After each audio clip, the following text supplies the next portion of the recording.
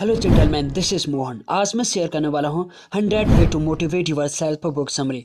दोस्तों, कुछ लोगों का ये मानना है कि मोटिवेशन बेकार की चीज़ होती है और कुछ दिनों के बाद मोटिवेशन चला जाता है।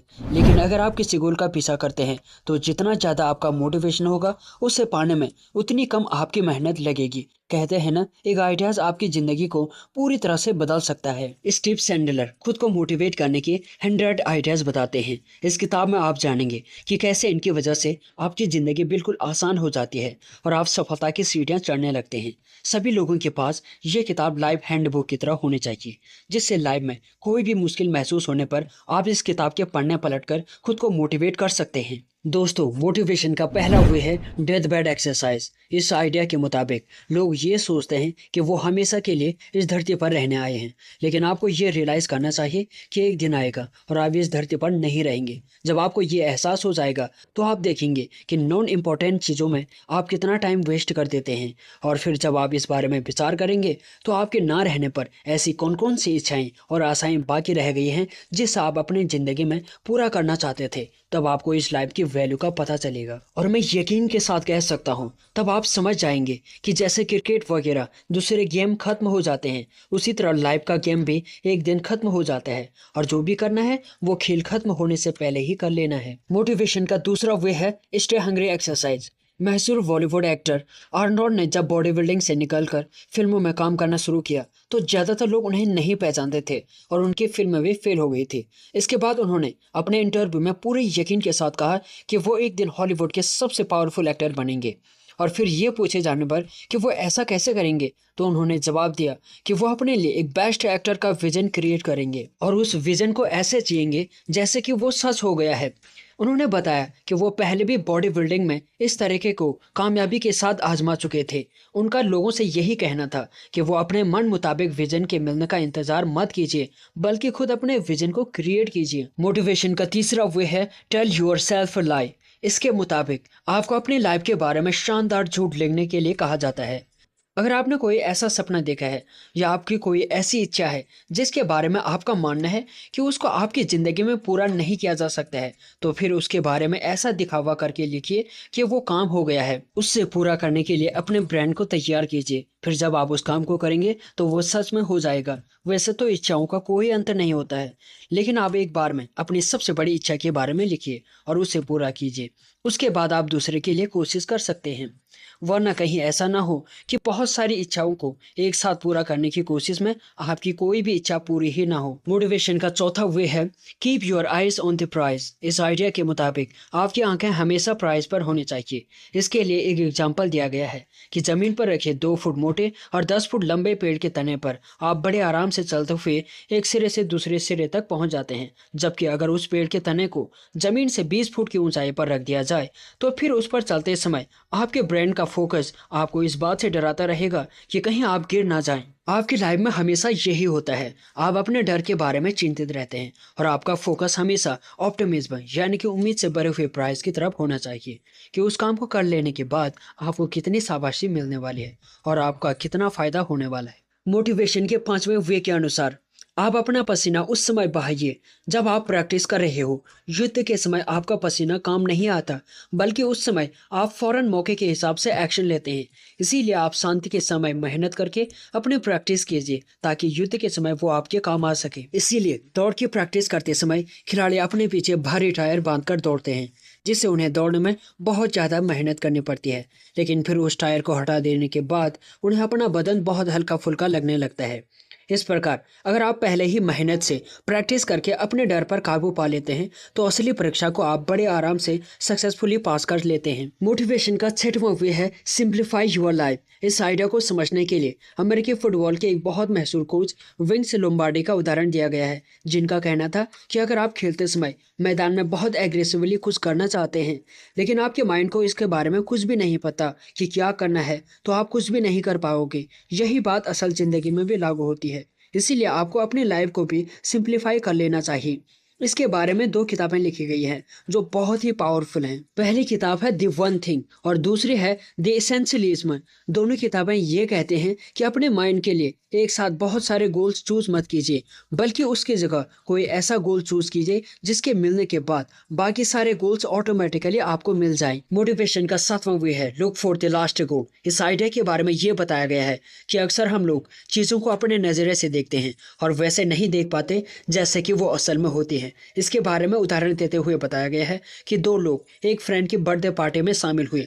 उसमें से एक आदमी को उस पार्टी की हर चीज़ बहुत अच्छी लगी और वहां पर उसने खूब इंजॉय किया, जबकि दूसरा आदमी घर से ही लड़ झगड़ कर आया था और वो ऑलरेडी बहुत दुखी था। उससे वहां कुछ भी अच्छा नहीं लगा। इससे ये पता चलता है कि सुंदरता हमारी आंखों में है। अगर हम अंदर से खुश हैं तो हमें सब कुछ सुंदर और अच्छा दिखाई देगा, लेकिन जब हम अंदर से दुखी होते हैं तो फिर हमें कोई भी चीज़ खुश नहीं कर सकती।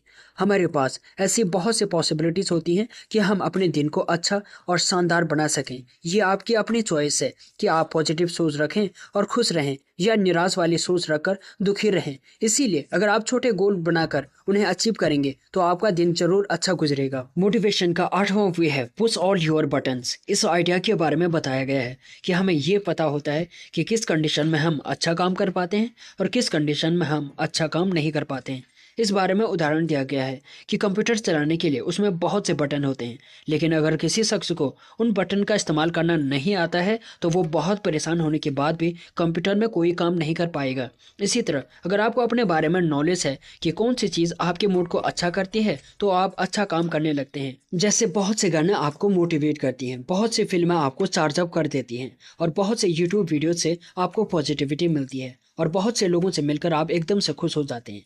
इसी तरह की चीज़ों की एक लंबी लिस्ट है जो कि आपके लिए मोटिवेशन बटन का काम करती हैं और आपके स्पिरिट को बताती हैं कि आप किस टाइप के आदमी हैं और किन बातों से दुखी हो जाते हैं। इसीलिए आपको अपने मोटिवेशन बटन की लिस्ट का पता होना चाहिए और आपको उन्हीं बटन को ज़्यादा दबाना चाहिए जो कि आपको ऊपर उठाते हो। मोटिवेशन का नौवां वे है बिल्ड अ ट्रैक रिकॉर्ड। इस आइडिया के बारे में बताया गया है कि हमें काम करने की वजह से इतनी थकान नहीं होती है जितनी कि कोई काम न करने से हो जाती है। बहुत से लोग कुछ किताबें और वीडियोस देखकर ये मानते हैं कि अफर्मेशन करके उनकी लाइफ बदल जाएगी, लेकिन अफर्मेशन सिर्फ कुछ हद तक ही काम करते हैं और किसी के लिए अफर्मेशन करना ऐसा ही है जैसे कि आप किसी चीज़ के बारे में बारंबार दोहराते रहें कि आपको किसी काम को सीखना ही है, तो आप कभी न कभी उस काम को सीखने की उम्मीद तो कर ही सकते हैं, लेकिन असल में आप सही तरीके से उसको नहीं सीख पाएंगे। मिसाल के तौर पर अगर आप कंप्यूटर सीखना चाहते हैं तो इस बात को बार बार दोहराने की जगह अगर आप किसी की गाइडेंस में कंप्यूटर कोर्स करना शुरू कर दें तो पहले आप एक नौ सीखिया की तरह सीखना शुरू करेंगे, फिर थोड़ा और सीखेंगे और फिर आखिर में आप अच्छी तरह से सीख जाएंगे। इसके लिए आपको अपना एक ट्रैक रिकॉर्ड बनाना होगा और उस ट्रैक रिकॉर्ड में आप अपने एक्सपीरियंस को बताइए। जैसे कि पहले आप कंप्यूटर चलाना बिल्कुल भी नहीं जानते थे, इसके बाद आपने रोज आधा घंटा प्रैक्टिस की और फिर एक महीने बाद आप कंप्यूटर चलाना सीखे। अब आप आसानी से कंप्यूटर पर काम करने लगे थे। आपका ट्रैक रिकॉर्ड ये साबित करता है कि आप खुद को मोटिवेट करके किसी भी काम को आसानी से कर सकते हैं। मोटिवेशन का 10वां वे है वेलकम द अनएक्सपेक्टेड। इस आइडिया के बारे में ये बताया गया है कि बहुत से लोगों का मानना है कि वो क्रिएटिव नहीं है, जबकि हम सब लोग वाकई में क्रिएटिव हैं। कुछ ना कुछ क्रिएटिविटी करते रहते हैं। क्रिएटिविटी का मतलब ये बिल्कुल भी नहीं है कि किसी ओरिजिनल चीज़ को क्रिएट किया जाए, बल्कि इसका मतलब ये है कि कोई ऐसी चीज़ क्रिएट किया जाए जिसके बारे में पहले सोचा न गया हो। इस बारे में नमकीन और जलेबी का एग्जाम्पल दिया गया है। आप लोगों ने जलेबी को हजारों बार देखा होगा, लेकिन इसमें क्रिएटिविटी ये है कि वो नमकीन हो और टेस्टी भी लगे। इसीलिए आपको अपने बारे में कभी ये नहीं सोचना चाहिए कि आप क्रिएटिव नहीं हैं। आपके लिए क्रिएटिविटी की पॉसिबिलिटी हमेशा बनी रहती है और इसके लिए आपको हमेशा कुछ अनएक्सपेक्टेड करने के लिए तैयार रहना चाहिए।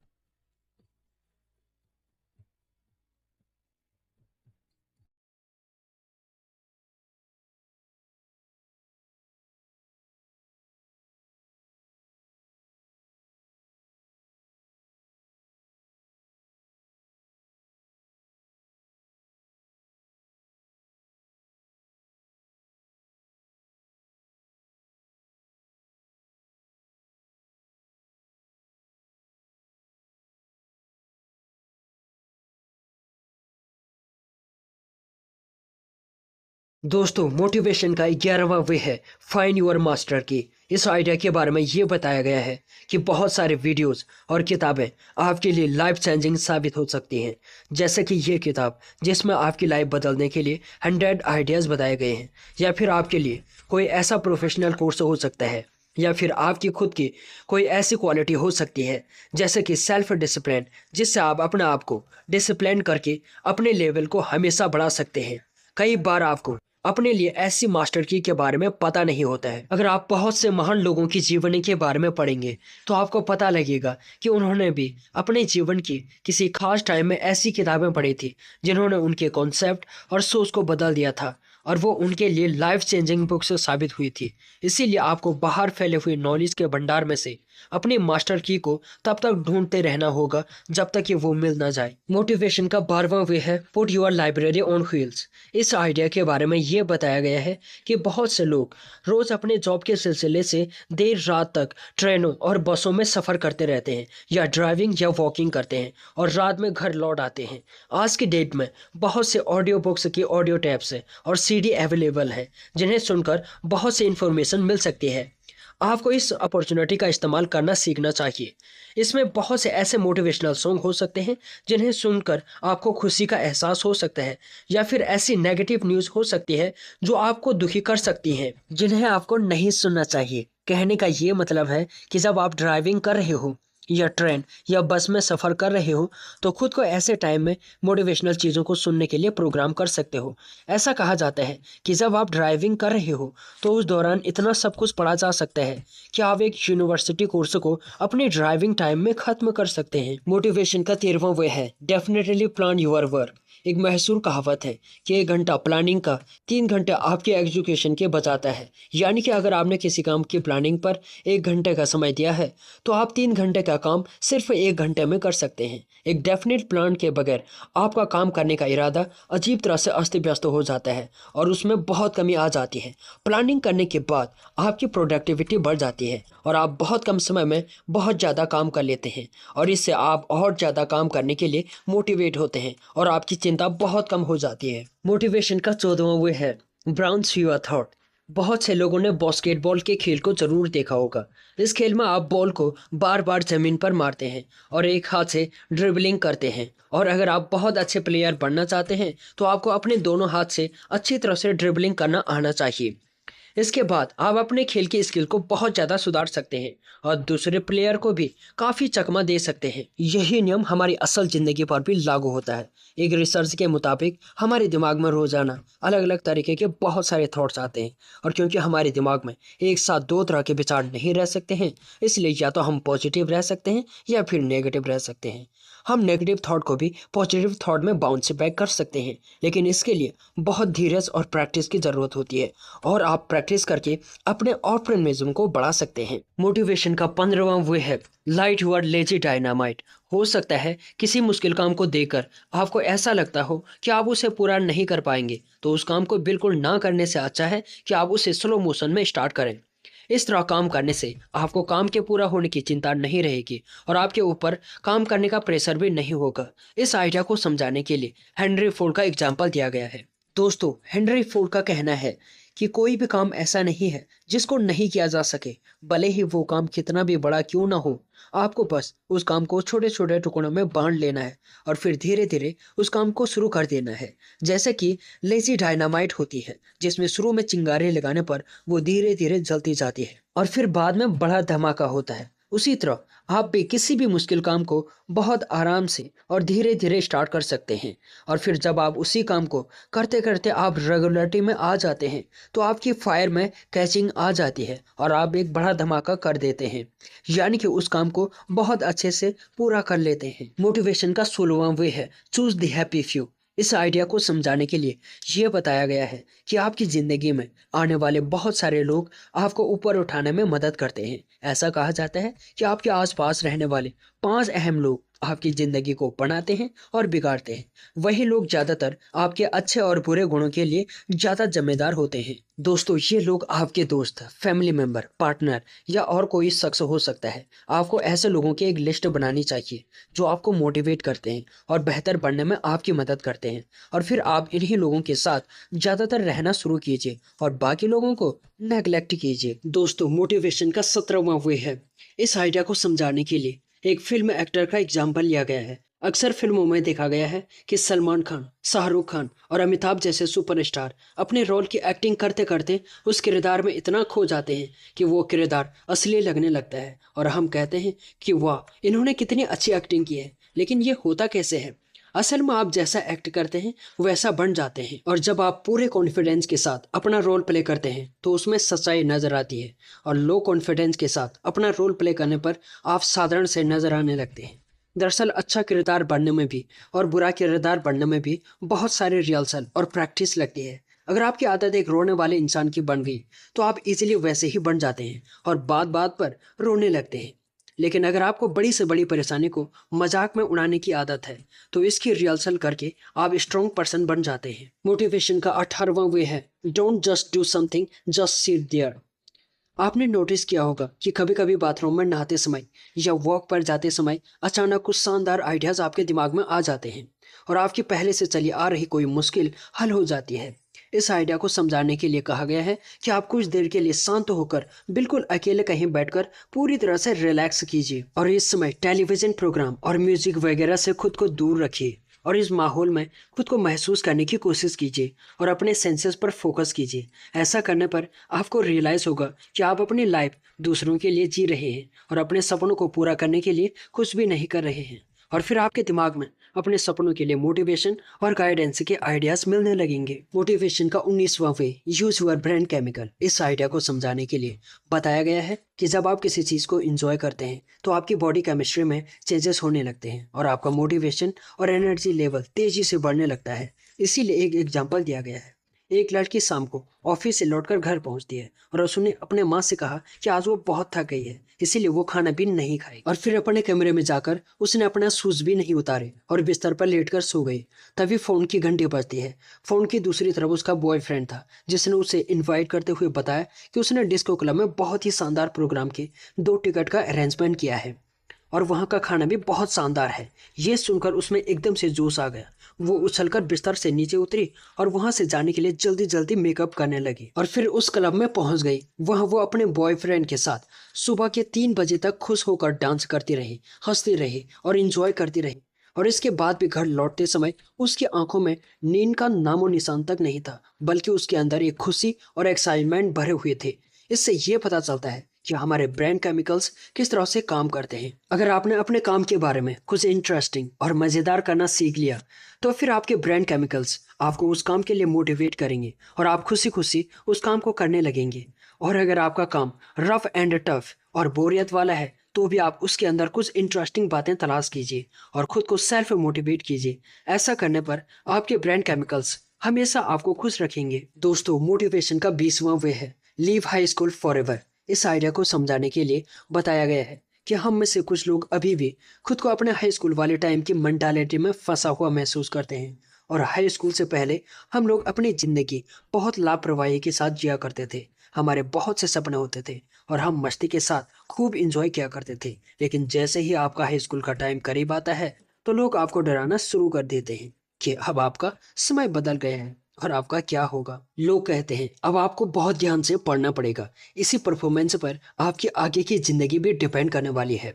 और धीरे धीरे ये डर आपके मन में गहराई से बैठ जाता है और फिर आप क्लास में सवाल पूछने के लिए हाथ उठाना बंद कर देते हैं और आप सोचते हैं कि कहीं आपकी इंसल्ट ना हो जाए, और आपका यही डर आगे आपके साथ चलता है और आप किसी मीटिंग या कॉन्फ्रेंस में भी हाथ उठाना बंद कर देते हैं। और आप इस डर की वजह से कि कोई क्या सोचेगा एक ट्रैप में फंसे रहते हैं। और डर के इस ट्रैप से बाहर निकलने के लिए ये ज़रूरी है कि आप अपने हाई स्कूल मेंटालिटी वाले डर को छोड़कर एक बार फिर से बच्चा बनकर सोचना शुरू कर दें और नए सपने देखें। उन्हें पूरा करने के लिए अपने आप में एक नया जोश बनें और उनके साथ रहकर ज़िंदगी को पूरी खुशी के साथ जिएं। क्या आपने कभी सोचा है कि हम किसी के साथ एक अच्छी बातचीत कैसे शुरू कर सकते हैं, वो भी सिर्फ पहली मुलाकात में। हम लोगों के साथ तालमेल कैसे बनाएं, कैसे लोग आपसे पहली मुलाकात में इम्प्रेस हो सकते हैं और आपके फैन बन सकते हैं। अगर ये सब आपके दिमाग में चलता रहता है तो आज की ये समरी आपके बहुत काम आने वाली है, क्योंकि आज मैं चर्चा करने वाला हूँ एक ऐसी किताब के बारे में जो आपके सभी सवालों का जवाब देगी। किताब का नाम है how to make people like you in 90 second और लेस। बॉन्डिंग विद अदर्स, दूसरों के साथ जुड़ना। जब से मानव जाति का विकास हुआ है तब से हम कम्युनिटी या समुदाय में रहने के लाभ जानते हैं। प्रारंभिक मानव एक साथ मिलकर शिकार करते थे और भोजन की तलाश भी करते थे, क्योंकि उन्हें पता था कि अकेले अकेले शिकार करने और काम करने के बजाय एक ग्रुप या समूह में वो बेहतर तरीके से काम कर सकते थे और जीवित रह सकते थे। दूसरों के साथ जुड़ने और एकजुट होने की ये गहरी इच्छा अभी भी हमारे साथ है। हम हमेशा दूसरों से मिलना और लोगों के आसपास रहना पसंद करते हैं, फिर चाहे वो कोई त्योहार हो या कोई पार्टी। ये मनुष्य का प्राकृतिक स्वभाव है। और बस ऐसा नहीं है कि ये हमारा प्राकृतिक स्वभाव है इसीलिए हम लोगों के साथ जुड़ते हैं या हमें लोगों के साथ जुड़ना चाहिए, बल्कि लोगों के साथ जुड़ना हमारे स्वास्थ्य और सुरक्षा के लिए भी बहुत लाभदायक है। ऑथर कहते हैं कि जो लोग दूसरों से मिलजुल कर रहते हैं और लोगों से अच्छे संबंध रखते हैं उन लोगों की उम्र ज़्यादा लंबी होती है। Harvard school of health science की प्रोफेसर ने 7,000 लोगों के एक समूह का 9 वर्षों तक अध्ययन किया। उनके रिसर्च से ये पता चला है कि जिन लोगों के संबंध दूसरों से अच्छे नहीं होते और जो लोग किसी समूह या ग्रुप के साथ जुड़ना पसंद नहीं करते, उन लोगों की किसी बीमारी से मरने की संभावना उनकी तुलना में 3 गुना ज्यादा होती है जिनके संबंध दूसरों से अच्छे होते हैं और जो दूसरों के साथ मिलजुल कर रहते हैं। लेकिन लोगों के साथ जुड़ने और नए दोस्त बनाने की लाभ केवल लंबी उम्र तक ही सीमित नहीं है। अच्छे संबंध जीवन में सफलता प्राप्त करने के लिए भी बेहद आवश्यक है। आप जीवन में जो भी सपने देखते हैं, चाहे वो एक अच्छी नौकरी हो, एक अच्छा पार्टनर हो या किसी अच्छी जगह घूमना हो, यदि दूसरों के साथ आपके अच्छे संबंध हैं तो आपको अपने सपनों को पूरा करने के बेहतर अवसर मिल सकते हैं। जैसे कि आपको अपने दोस्तों से किसी अच्छी नौकरी के बारे में पता चल सकता है, या यदि आप कहीं घूमना जाना चाहते हैं तो हो सकता है कि आपके दोस्त की पहचान के कारण आपको किसी होटल में डिस्काउंट मिल जाए। तो दोस्तों, लोगों से जुड़ने के फायदे तो हम जान चुके हैं, लेकिन इसका मतलब ये बिल्कुल भी नहीं है कि दूसरों से जुड़ना आसान है। वास्तव में यदि आपका और सामने वाले का कोई मिलता जुलता इंटरेस्ट ना हो तो नए लोगों से जुड़ना काफी कठिन हो सकता है।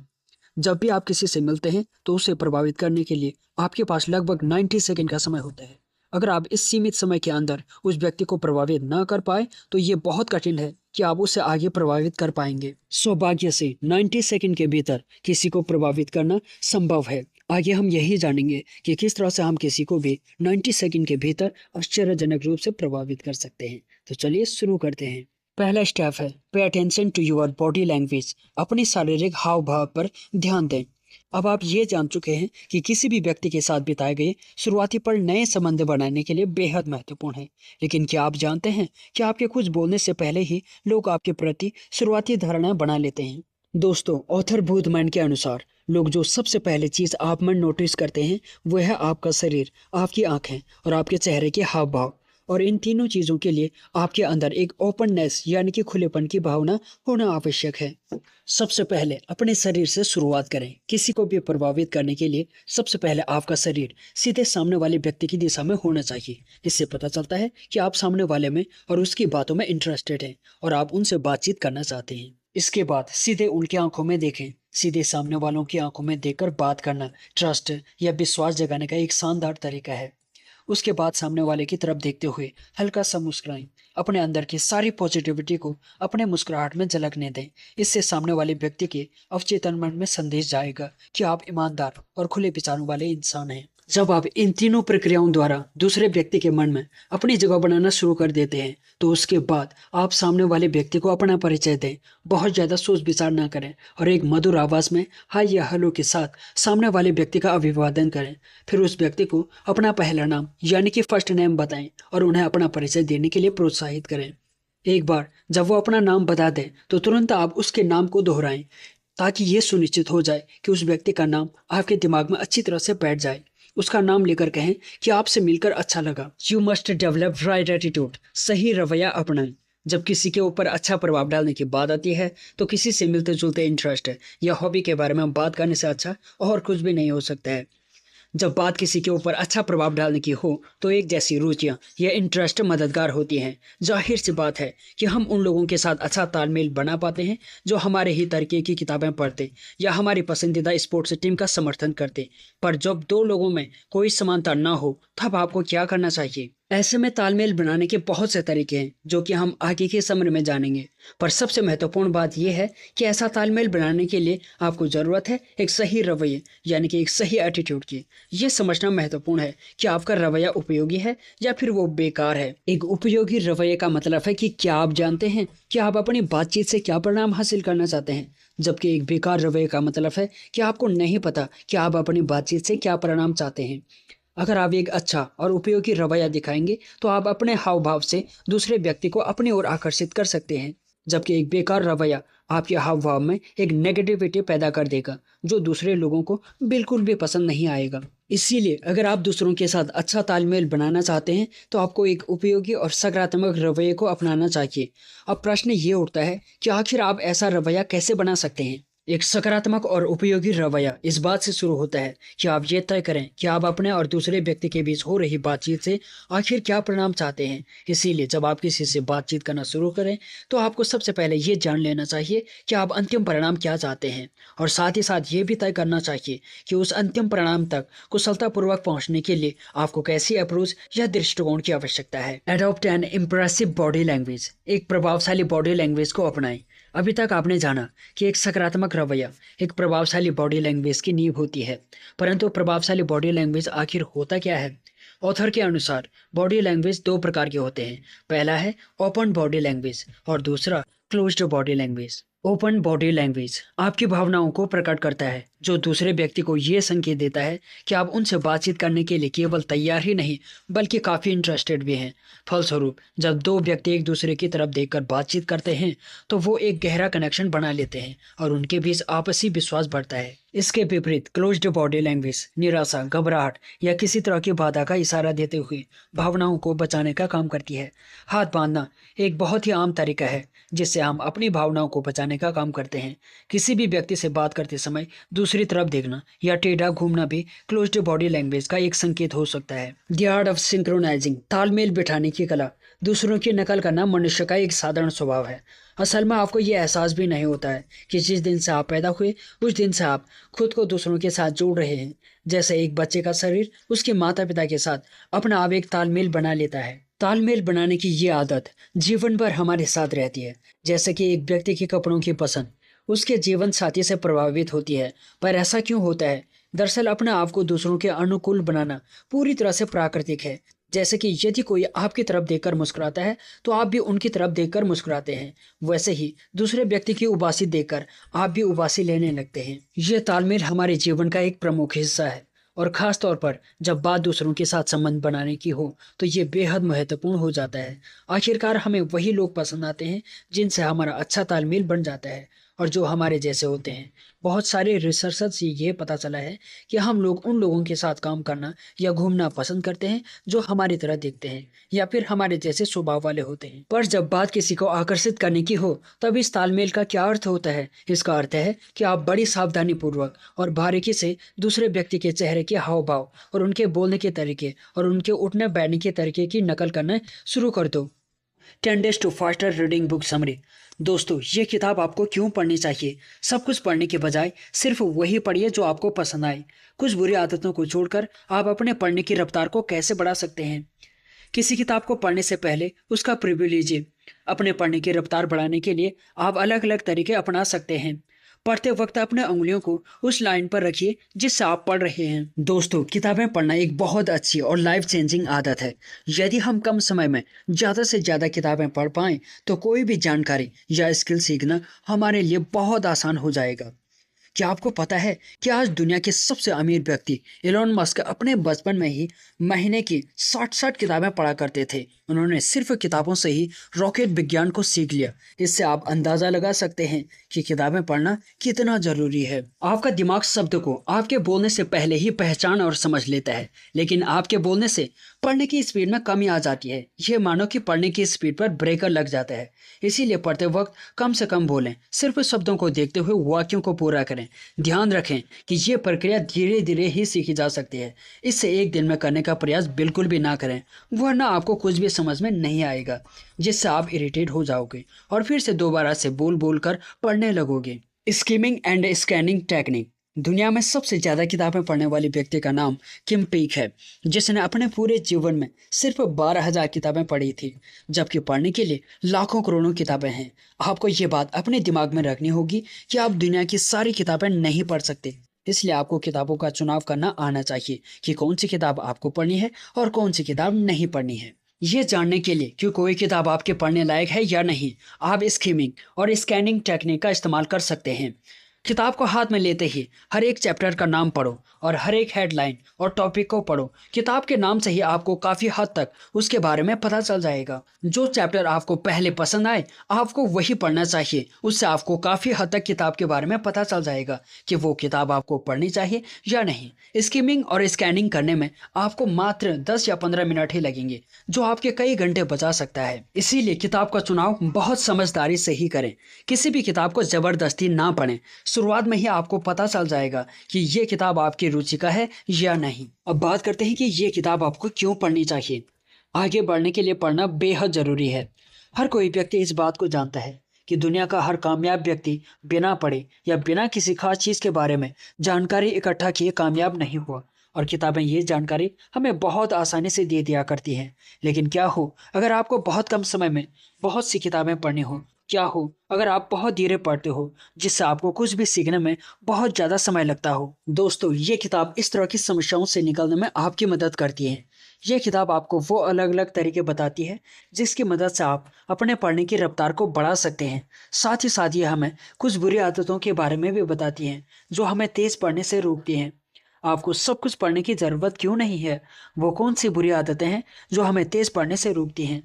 किस तरह से आप कम समय में ज़्यादा पढ़ सकते हैं? दोस्तों, अब बात करते हैं दूसरे स्टेप की। सब कुछ पढ़ने के बजाय सिर्फ वही पढ़िए जो आपको पसंद आए। हम सभी को स्कूल की किताबों का हर एक हिस्सा पढ़ना पड़ता था, क्योंकि उससे पढ़कर हमें एग्ज़ाम देना होता था और हम नहीं जानते थे कि वहाँ हमसे किस तरह के सवाल पूछे जाएंगे। लेकिन स्कूल से निकलने के बाद ये आदत हमारे अंदर कुछ इस तरह से बढ़ जाती थी कि हम सब कुछ पढ़ने की कोशिश करने लग जाते थे, भले ही वो चीज़ हमारे काम की चीज़ हो या ना हो। एग्जाम्पल के लिए, जिस प्रकार न्यूज़पेपर या मैगजीन का हर एक हिस्सा आपके काम का नहीं हो सकता, ठीक उसी तरह एक किताब में लिखी गई हर बात आपके काम की नहीं हो सकती। तो हर एक चीज़ को मत पढ़िए, बल्कि उस चीज़ को खोजिए जो वाकई आपके काम की हो। इसके अलावा आप सिर्फ गिनी चुनी चीज़ों को ही पढ़िए, ना कि हर उस चीज़ को जो आपके टेबल पर रखी हुई है। आप उनमें से उन आर्टिकल्स को अलग कर दीजिए जिनके नाम से ये साफ हो कि वो आपके काम की बिल्कुल भी नहीं है। इसके बाद आप पढ़ी हुई चीज़ों को याद करने का एक तरीका बनाइए। जब भी आप पढ़ने जाएंगे तो अपने साथ एक पेंसिल लेकर बैठिए और ज़रूरी लाइनों को अंडरलाइन कर दीजिए। इसके बाद आप सभी ज़रूरी लाइनों को एक जगह पर लेकर अलग कर दीजिए, ताकि ज़रूरत पड़ने पर आप उससे आसानी से पा सकें। अंत में ये सोचना छोड़ दीजिए कि आपको अपने काम पर नहीं पढ़ना चाहिए, बल्कि आपको अपने काम पर ही पढ़ना चाहिए। इस तरह से आपको अपने काम को करने के अलग अलग तरीके मिल जाएंगे, जिससे आप समय के साथ बेहतर बन सकते हैं। अगर आप एक बिजनेस करते हैं तो आपको नए नए बिजनेस आइडियाज़ मिल सकते हैं और खुद को कंपटीशन से अलग करने के तरीके पता चल सकते हैं। अब बात करते हैं तीसरे स्टेप की।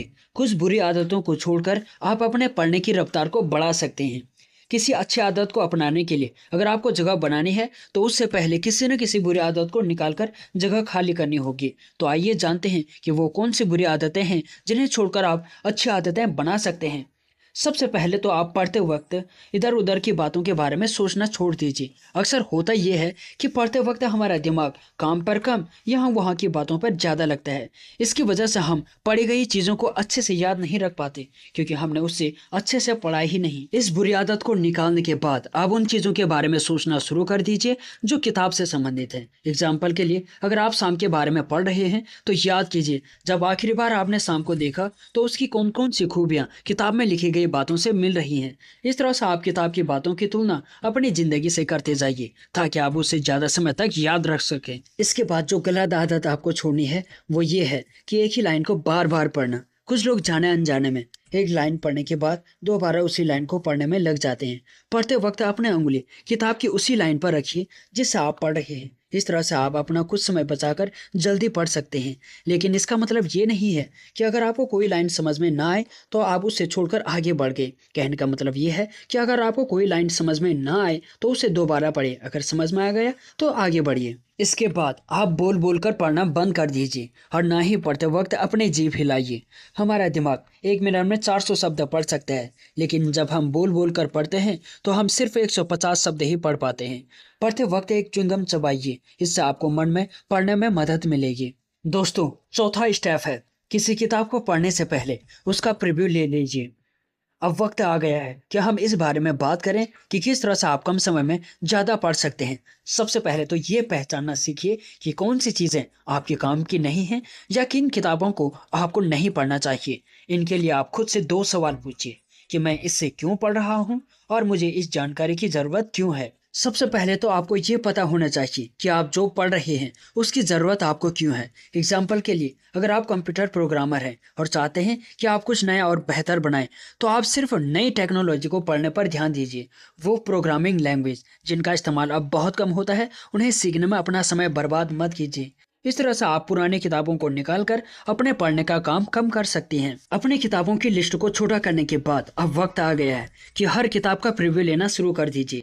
इसका मतलब ये है कि आप उससे पूरा ना पढ़कर सिर्फ उसमें ज़रूरी बातों को पढ़िए। आप उसका इंट्रोडक्शन पढ़िए, इसके बाद उस किताब की हर हेडिंग और उसके नीचे लिखी गई 2-3 लाइनें पढ़िए। इस तरह से आप उसमें लिखी गई सारी बातों से वाकिफ हो जाएंगे। ऐसा करने से आपको उस किताब की लगभग 40% जानकारी हो जाती है। बाकी की किताब में इसी जानकारी को ज़्यादा समझाया जाता है या फिर कुछ एग्जाम्पल देकर सभी बातों को साफ किया जाता है। अब बढ़ते हैं नेक्स्ट स्टेप की ओर। अपने पढ़ने की रफ्तार बढ़ाने के लिए आप अलग अलग तरीके अपना सकते हैं। अब आइए हम कुछ ऐसे तरीकों के बारे में बात करते हैं जिनकी मदद से आप ज़्यादा तेज़ पढ़ सकते हैं। ऐसा करने के बहुत से तरीके हैं। पहला तरीका ये है कि आप एक वाक्य के ज़रूरी शब्दों को पढ़िए। ज़रूरी शब्दों से हमारा मतलब है उन शब्दों से जिन्हें पढ़ लेने से मतलब समझ में आ जाए। एग्जाम्पल के लिए, राजू लकड़ी काटने के लिए जंगल में गया था। इस वाक्य के बोल्ड शब्दों को पढ़कर मतलब समझ में आ जाता है। इस तरह से आप कम समय में ज़्यादा पढ़ सकते हैं। जरूरी शब्दों को पहचानने का ये तरीका है कि वो लंबे होते हैं और हर वाक्य में इनका इस्तेमाल नहीं किया जा सकता। अपनी आंखों को सिर्फ इस तरह के शब्दों पर दौड़ाने की कोशिश कीजिए। अक्सर ऐसा होता है कि हम पढ़ते पढ़ते एक शब्द पर आकर रुक जाते हैं। कभी कभी हम जाने अनजाने में बोलकर पढ़ने लग जाते हैं, जिससे हमारे पढ़ने की रफ्तार कम हो जाती है। इससे निकलने के लिए आप पढ़ते वक्त शब्दों को मत देखिए, बल्कि 2 लाइनों के बीच की जगह को देखते हुए पढ़िए। इस तरह से आप शब्दों का आधा हिस्सा देख सकते हैं और ये समझ सकते हैं कि वो क्या लिखा है। ये तरीका आपको बार बार एक शब्द पर रुकने से रोकेगा, क्योंकि अब आप शब्दों को नहीं देख रहे होंगे। 7वां स्टेप है, पढ़ते वक्त अपने उंगलियों को उस लाइन पर रखिए जिससे आप पढ़ रहे हैं। हमारी आंखें हमेशा उस चीज़ की तरफ खींची जाती हैं जो हिल रही होती हैं। यानी कि अगर आप कोई ज़रूरी काम कर रहे हैं और आपके कमरे की खिड़की हवा की वजह से खुल जाए तो आपका ध्यान भटक जाएगा और आप उस खिड़की को देखने लगोगे। इसीलिए अगर आप पढ़ते वक्त अपनी उंगलियों को उस लाइन पर रखेंगे जिससे आप पढ़ रहे हैं तो आपका ध्यान कभी नहीं भटकेगा। आप अपनी उंगलियों को उस लाइन के ठीक ऊपर या नीचे रख सकते हैं। चाहे तो आप धीरे धीरे अपनी उंगलियों को नीचे की तरफ बढ़ा सकते हैं। इससे आपकी आंखों को नई लाइन खोजने में मदद मिलेगी। साथ ही साथ आप बार बार एक ही लाइन को पढ़ने से बचेंगे, जिससे आपका कुछ समय बच सकता है। एक अखबार को पढ़ते वक्त आप अपनी उंगलियों का इस्तेमाल कर सकते हैं। हर 20 मिनट पर ब्रेक लीजिए। रिसर्च में ये बात सामने आई है कि हम सिर्फ 20 मिनट तक ही अपना ध्यान किसी चीज़ पर अच्छे से लगा सकते हैं। इसीलिए आप एक बार में इससे ज़्यादा मत पढ़िए। ज़्यादा से ज़्यादा 30 मिनट पढ़ने के बाद आप 5 मिनट तक आराम कीजिए, ताकि आपका दिमाग और आंखें आराम कर सकें। 1 घंटे तक लगातार पढ़ने की कोशिश कभी मत कीजिए।